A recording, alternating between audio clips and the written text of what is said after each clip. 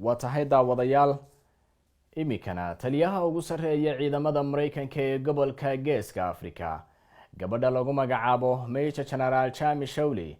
oo dhawaan booqasho ku timi Somaliland ayaa tagtay magaalada xeebta dhacda ee Berbera. booqashadeeda kadib waxay General Shawli soo saartay wardhaawac ku ah sumcadda Somaliland iyo rajada ay xukuumaddu ka qabtay xiriir ay la samayso Washington. Major General Chami Shawli ayaa la arkayay iyadoo ay wehelinayaan taliyaha ugu sareeya ciidamada Somaliland Nuux Taani, taliyaha ciidamada badda, maayirka Berbera iyo saraakiil kale iyagoo ku sugan magaalada xeebta dhacda ee Berbera. General Shawli ayaa booqashadeeda Berbera kadib waxay soo saartay war u dhigan sidan: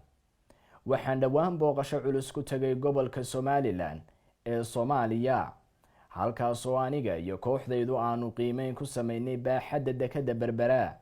si loo mariyo macaawinooyinka bini'aadantinimo ee mustaqbalka. hadalka sarkaalka ugu sareeya ciidamada gobolka ee Mareykanka ayay dadka wax falanqeeya ku macneeyeen mid muujinaysa mowqifka Mareykanka ee Somaliland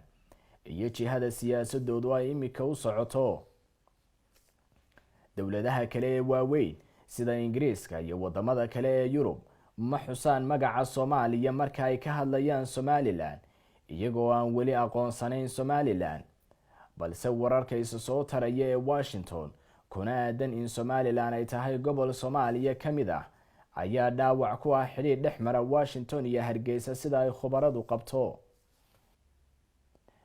ciidamada huwanta ah ee ay gabadhani madaxda u tahay waxay degan yihiin saldhigga Kamlomoniye ee Mareykanku ku leeyahay dalka Djibouti,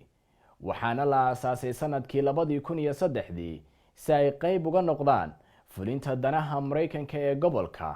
iyo xasilinta wadamada ay bahwadaagta yihiin Washington. abaalmarinta macmiil noqon milkiile in ka badan 14,000 oo macmiil ayaa ku guuleysan doona hadiyada ay kamid tahay maalgelin u dhaxaysa $1,500 ilaa $20,000 Mareykanka, moobilo iyo lacag kaash ah. si aad uga mid noqoto guuleystayaasha ku shubo $0 ama $0.5 oo kaliya ama ka badan, isla markaana ha furnaado teleefankaagu muddada 90 cisho ee abaalmarintu socoto adigoo isticmaalaya adeegga e-dahab. shirkadda isgaarsiinta casriga ah ee Somtel